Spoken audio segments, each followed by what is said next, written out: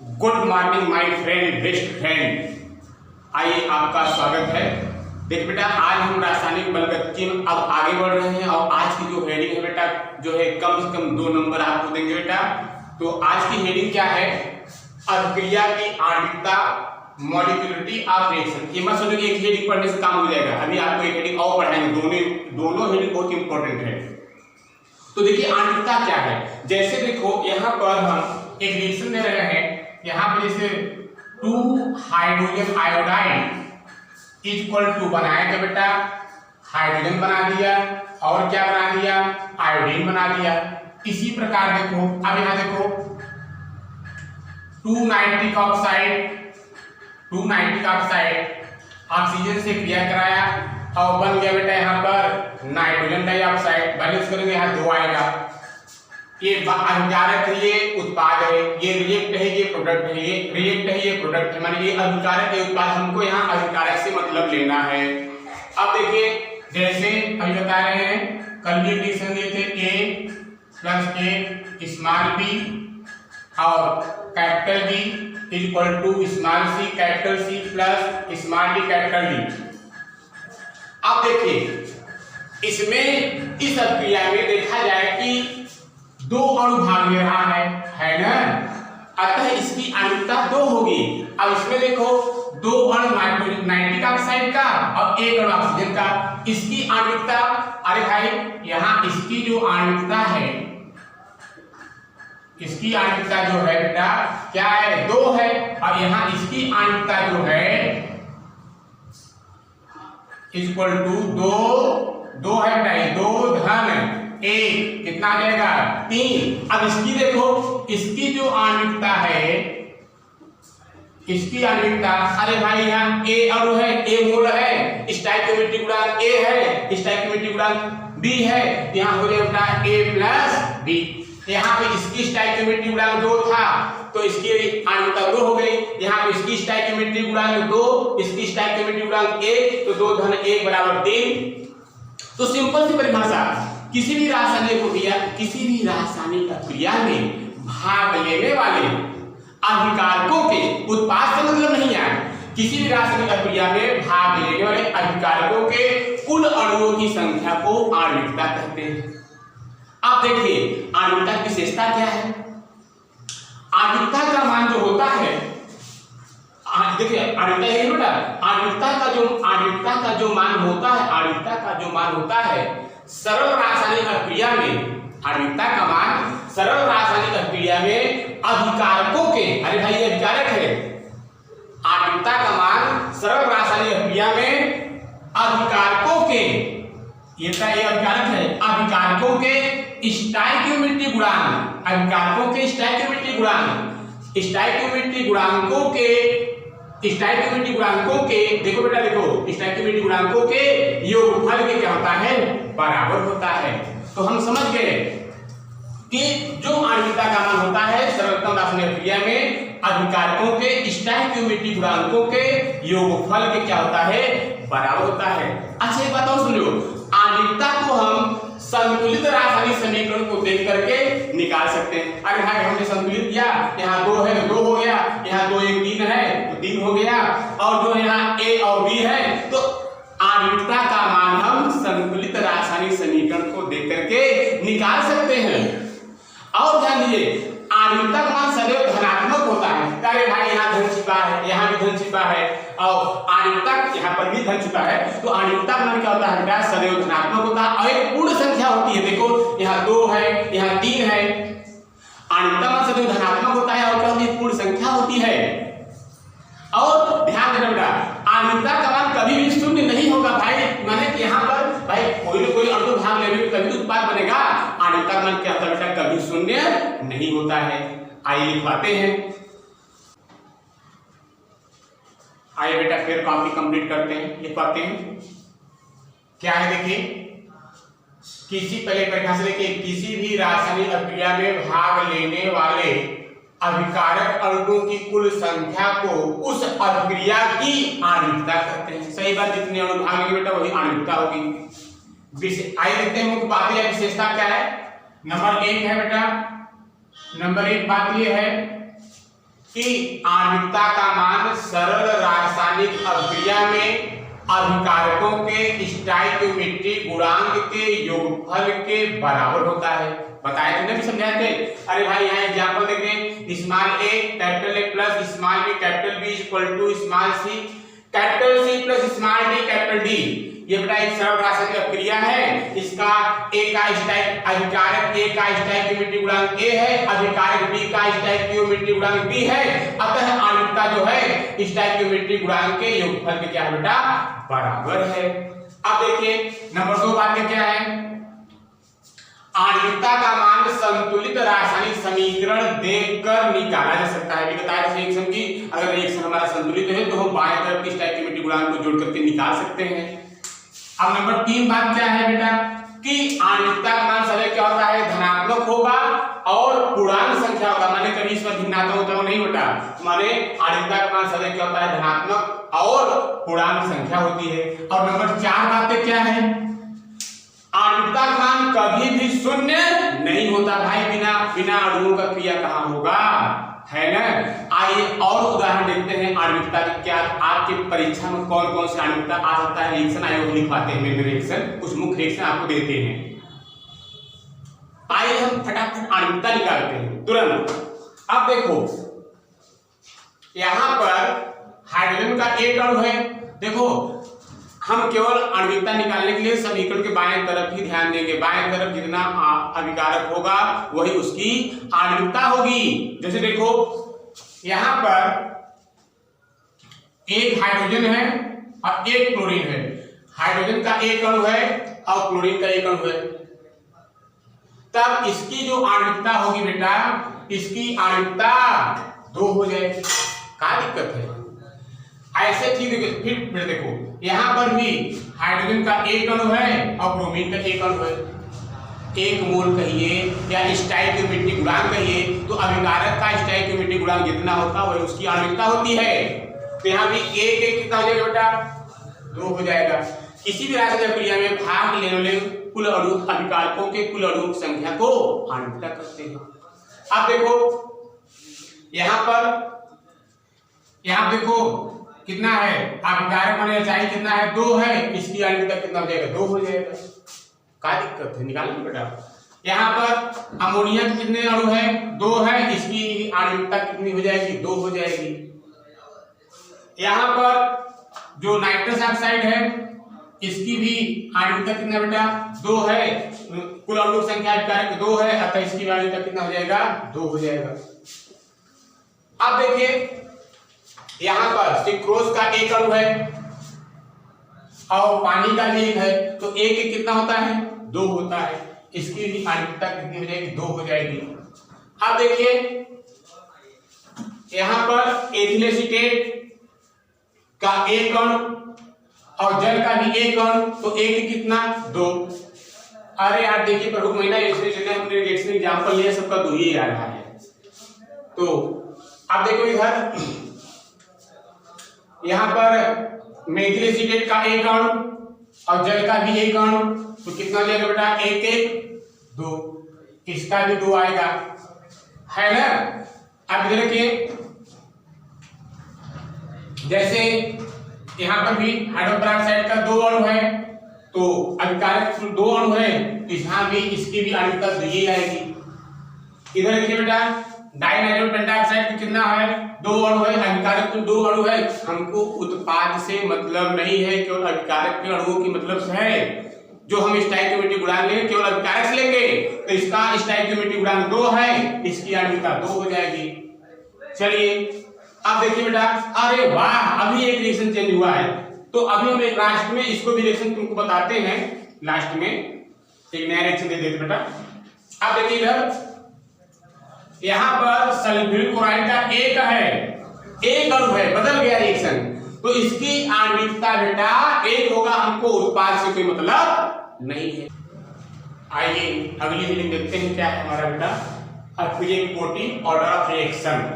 अक्रियकोटी order of reaction, जैसे हम लोग अभी आणविकता पढ़े थे वैसे ही अब अक्रियकोटि पढ़ते हैं।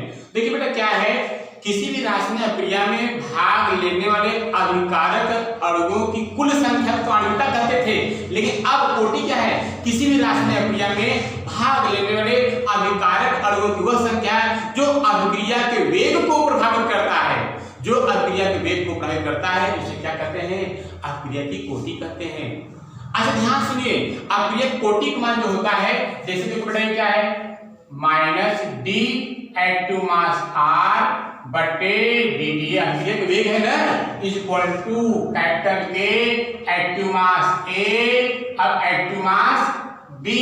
अब देखो अगर यहाँ पर पावर x है और यहाँ पावर क्या है, y है, तो कोटि का जो मान होगा बेटा, अभी फिर करिए भी कहते हैं, कोटि का जो मान होगा बेटा x प्लस y होगा।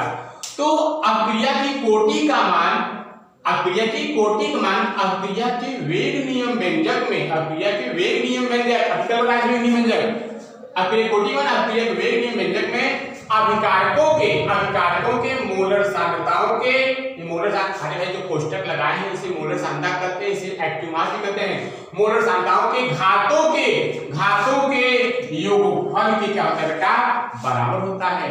अच्छा इसकी मेन बात ध्यान दीजिए, जो कोटि होता है वह संतुलित रासायनिक समीकरण देकर के हम नहीं निकाल सकते, जबकि आर्द्रता निकालते कोटि मान हम संतुलित रासायनिक समीकरण देकर के नहीं निकाल सकते, क्योंकि यह बेटा प्रयोगों के आधार पर आधारित है। भाई वैज्ञानिक लोग प्रयोग करेंगे, किस अभिकारक के सांद्रता में परिवर्तन होता है, किस अभिकारक के सांद्रता में परिवर्तन नहीं होगा, तब तो निकलेगा। और ध्यान दें कोटि निकालने के लिए हमको वेग नियम व्यंजक मालूम रहेगा, तब तो कोटि निकालेंगे, नहीं तो अर्थात यह हम जो है संतुलित समीकरण देकर के नहीं निकाल सकते। एक बात और सुनिए कि जो कोटि होता है यह धनात्मक भी होगा, ऋणात्मक भी होगा, पूर्णांक भी होगा और अपूर्णांक भी होगा। अब कोटि का मान शून्य भी हो सकता है। आइए इसको फिर कॉपी में लिखवाते हैं। आइए फिर कॉपी में परिभाषा लिखते हैं बेटा, क्या है, अभिक्रिया कोटि ऑर्डर ऑफ रिएक्शन, किसी भी रासायनिक अभिक्रिया में भाग लेने वाले अभिकारक अणुओं की वह संख्या जो उस अभिक्रिया के वेग को प्रभावित करता है, उसे उस अभिक्रिया की कोटि कहते हैं। सही बात भाई, वह अभिकारक अणुओं की वह संख्या जो वेग को प्रभावित करता है उसे क्या कहते हैं, कोटि कहते हैं। अब इसकी मुख्य बातें क्या है, नंबर 1 क्या है, कोटि का मान वेग नियम व्यंजक में अभिकारकों के मोलर सांद्रताओं के घातों के योगफल के बराबर होता है। अब देखो बेटा एग्जांपल क्या है, यह वेग नियम व्यंजक है, minus D active mass R बटे dt, यह अभिक्रिया का वेग है, और बेटा इक्वल टू के, ये क्या है, अभिकारक A है और ये अभिकारक B है, इसकी A की मोलर सांद्रता, B की मोलर सांद्रता, और यहाँ पर जो है घात x है और यहाँ पर घात क्या है, y है। तो अभिक्रिया की कोटि का मान, अभिक्रिया की कोटि का मान अभिक्रिया के वेग नियम व्यंजक में, अभिक्रिया के वेग नियम व्यंजक में अभिकारकों के मोलर सांद्रताओं के, अभिकारकों के मोलर सांद्रताओं के घातों के योगफल के क्या होता है, बराबर होता है।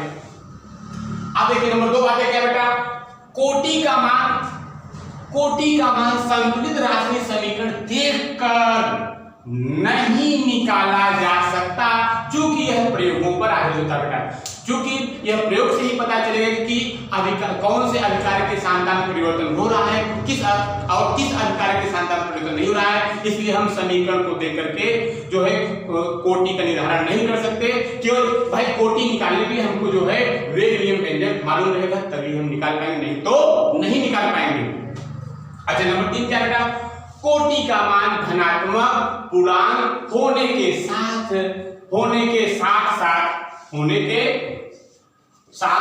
ऋणात्मक और अपूर्णांक भी हो सकता है।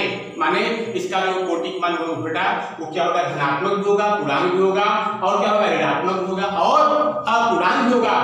और कोटि का मान नंबर 4, कोटि का मान क्या होता है, शून्य भी हो सकता है ना। अच्छा आइए आप पहले समझते हैं कि आणविकता और कोटि में क्या अंतर है। देखिए तो 2 कॉलम बनाएंगे हम लोग, इधर लिखेंगे आणविकता और उधर लिखेंगे कोटि। पहले समझ लेते हैं क्या है दोनों में अंतर। देखिए आणविकता क्या होता है, किसी भी रासायनिक अभिक्रिया में भाग लेने वाले कुल अणुओं की संख्या को आणविकता कहते हैं। और इसमें क्या है, किसी भी रासायनिक अभिक्रिया में भाग लेने वाले अभिकारक अणुओं की वह संख्या जो अभिक्रिया के वेग को प्रभावित करता है उसे क्या करते हैं, अभिक्रिया कोटि कहते हैं। अरे बेटा जैसे सुनो भाई, ध्यान से मेरी बात सुनो। जैसे क्रिकेट हो रहा है, उसमें क्या है, क्रिकेट लोग हैं 11 प्लेयर इधर हैं और उसके बाद में क्या है, फील्डर वगैरह है, एम्पायर है, बैट है, बॉल है। तो यहाँ पर बैट बॉल क्रिकेटर जितने भी सब हैं यहाँ पर सब अणु हो गए। तो आणविकता में सभी लोग आ जाएंगे, क्रिकेटर भी आ जाएंगे, एम्पायर भी आ जाएंगे, बॉल भी आएगा, बैट है। लेकिन अच्छा तुम बताओ, अभी धोनी छक्का मार दे, जब धोनी छक्का मार देंगे बेटा तो गेंद चला जाएगा स्टेडियम। अगर गेंद जो है स्टेडियम को पार कर जाए तो गेंद तो गायब हो गया ना। अब वही गेंद लाने में समय लगेगा, तो क्रिकेट हमारा प्रभावित हो गया ना। तो यहाँ पर आप समझने की बात समझो कि आणविकता में गेंद, बैट, बॉल सबको ले जाएगा, धोनी को सब ले जाएगा। लेकिन अब क्रिकेट को निर्धारण कौन किया है, गेंद ने निर्धारण किया है। इसलिए यहाँ पर जो है गेंद जो है कोटि काम करेगा। तो ठीक उसी प्रकार बेटा इसमें समझो कि अभिकारक अणुओं की वह संख्या जो अभिक्रिया के वेग को प्रभावित करता है उसे क्या कहते हैं, कोटि कहते हैं। तो क्रिकेट को किसने प्रभावित किया, गेंद ने प्रभावित किया है ना, इसलिए जो यहाँ पर गेंद है क्या है, कोटि काम कर रहा है। अच्छा चलिए देखते हैं। अच्छा अब नंबर 2 अंदर क्या है कि आणविकता का मान जो होता है, आणविकता का मान जो होता है, हम जो है आणविकता का मान समीकरण के जो है अभिकारकों के स्टोइकियोमेट्रिक गुणांक के योगफल के क्या होता है, बराबर होता है। जो अभिकारक के स्टोइकियोमेट्रिक गुणांक होते हैं उसके योगफल के बराबर होता है। लेकिन इसमें क्या होता है, कोटि का मान वेग नियम व्यंजक में अभिकारकों के मोलर सांद्रताओं के घातों के योगफल के बराबर। उसमें तो स्टोइकियोमेट्रिक गुणांक का योगफल था और इसमें क्या है, घातों के योगफल क्या होता है, बराबर होता है। अब देखिए उसमें नंबर 3 क्या बेटा, आणविकता का मान जो होता है हम संतुलित समीकरण दे करके क्या कर सकते हैं बेटा, निकाल सकते हैं। लेकिन जो है कोटि का मान क्या करते हैं, संतुलित समीकरण दे करके नहीं निकाल पाएंगे। अब अगला नंबर देखिए बेटा क्या है, आणविकता का मान क्या होता है, ऋणात्मक भी होता है, आणविकता का मान क्या होता है, धनात्मक होता है और पूर्णांक होता है। जबकि कोटि का मान क्या है, धनात्मक भी होगा, पूर्णांक भी होगा, ऋणात्मक भी होगा और अपूर्णांक भी होगा, दशांश भी हो गया। अच्छा और आणविकता का मान क्या होता है, आणविकता का मान कभी भी जो होता है शून्य नहीं होता है, जबकि कोटि में क्या होता है बेटा, शून्य हो सकता है। आइए अंतर हम लिखवा देते हैं। आइए बेटा फिर कॉपी में लिखते हैं कि आणविकता और कोटि में क्या अंतर है जैसे समझाए थे। नंबर 1 क्या है, इसमें देखिए बेटा, अरे भाई किसी भी रासायनिक क्रिया में भाग लेने वाले अभिकारक अणुओं की कुल संख्या को उस अभिक्रिया की आणविकता कहते हैं। अब इसमें देखो जैसे समझे सेम बेटा, अरे जो मुख्य बातें लिखी उसी वही अंतर है। किसी भी रासायनिक क्रिया में भाग लेने वाले अभिकारक अणुओं की वह संख्या जो उस अभिक्रिया के वेग को प्रभावित करता है उसे उस अभिक्रिया की कोटि कहते हैं। अरे भाई वही अणु जो वेग को प्रभावित करता है उसे कोटि कहते हैं। अब देखो नंबर 2 क्या है बेटा, नंबर 2 आणविकता का मान सरल रासायनिक अभिक्रिया में अभिकारकों के स्टोइकियोमेट्रिक गुणांक के योगफल के बराबर होता है। देखो बेटा ये सरल रासायनिक अभिक्रिया है, इसका स्टोइकियोमेट्रिक गुणांक A और B है, तो अतः अभिकारक के स्टोइकियोमेट्रिक गुणांक A + B के बराबर होगा बेटा। अब इसमें देखो क्या है, कोटि का मान वेग नियम व्यंजक में अभिकारकों के मोलर सांद्रताओं के घातों के योगफल के बराबर होता है। अब देखो बेटा यह वेग नियम का व्यंजक है, अभी जो बताए थे, अभी कल भी तो बताए थे। तो वेग नियम व्यंजक में -b एक्टिव मास r/dt वेग और = k एक्टिव मास 1 माने अभिकारक A की मोलर सांद्रता, अभिकारक B की मोलर सांद्रता, एक्टिव मास b माने कोष्टक को एक्टिव मास और मोलर सांद्रता कहते हैं। कल भी बताया बेटा, यहाँ घात x है, यहाँ घात y है, तो अब क्या हो गया, कोटि का मान जो घात है बेटा वही उसी के योगफल के बराबर है। अब देखिए नंबर 3 देखिए, अरे भाई बहुत इंपॉर्टेंट मेन बात यही है नंबर 3 वाली बात, आणविकता का मान संतुलित रासायनिक समीकरण देखकर निकाला जा सकता है। सही होता अगर समीकरण संतुलित हो तो निकाल सकते हैं, है ना, अभी बताए थे ना। लेकिन यहाँ देखो नंबर 3, कोटि का मान संतुलित रासायनिक समीकरण देखकर नहीं निकाला जा सकता क्योंकि यह प्रयोगों पर आधारित होता है। अच्छा कैसे निकालेंगे, जब हमको क्या होगा, जब हमको वेग नियम का व्यंजक, यह वेग नियम का व्यंजक मालूम रहेगा, जब हमें वेग नियम का व्यंजक मालूम रहेगा तो बेटा तो हम कोटि का मान हाथ जोड़ करके निकाल सकते हैं, तो नहीं तो नहीं निकाल सकते। अब नंबर 4 देखिए, नंबर 4 का क्या है बेटा, आणविकता का मान सदैव धनात्मक और पूर्णांक संख्या होती है, जबकि इधर देखो कोटि का मान क्या होता है, कोटि का मान धनात्मक पूर्णांक होने के साथ साथ, धनात्मक पूर्णांक तो होबे करेगा, उसके साथ साथ ऋणात्मक और अपूर्णांक भी हो सकता है। अब देखो नंबर 5 बेटा, आणविकता का मान कभी भी शून्य नहीं होता, सही बात बताया था कि जो है अंक भाग लेवे करेगा, लेकिन कोटि का मान क्या होता है बेटा, ध्यान दो, कोटि का मान शून्य भी हो सकता है यदि अभिकारक जो है, अभिकारक अभिक्रिया होते समय अभिकारक के स्थान में परिवर्तन नहीं होगा तो कोटि का मान क्या हो जाएगा, शून्य हो जाएगा। ठीक है ना। अच्छा, तो बेटा ये हमारा क्या हो जाएगा, इस तरह से जो है आप इसको कंप्लीट लिख लीजिए।